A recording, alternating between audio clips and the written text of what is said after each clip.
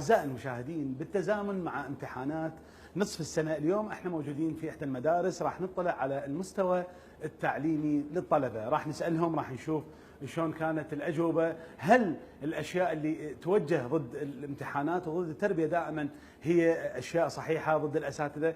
ويانا طالب بده يكمل الامتحان، أهلا وسهلا بيك. بالبداية نرحب بيك احنا. زين، ممكن نعرف اليوم شلون جاوبت؟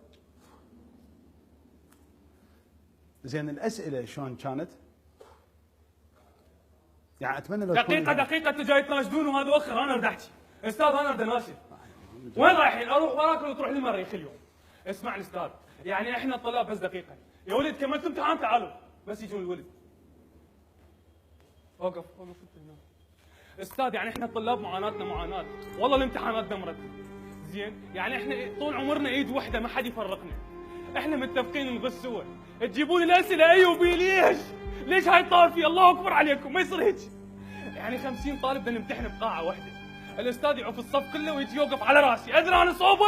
صوب الخطر، الله والله مو صوبة أنا توقف على راسي.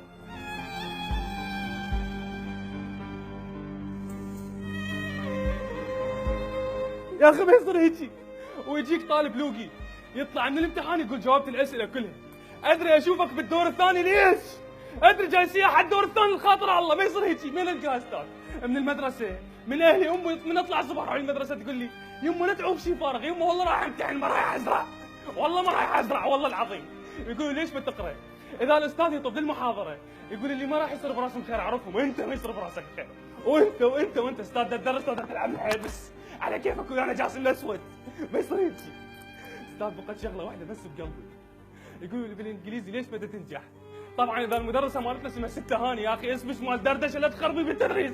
الله اكبر عليكم، الله اكبر عليكم.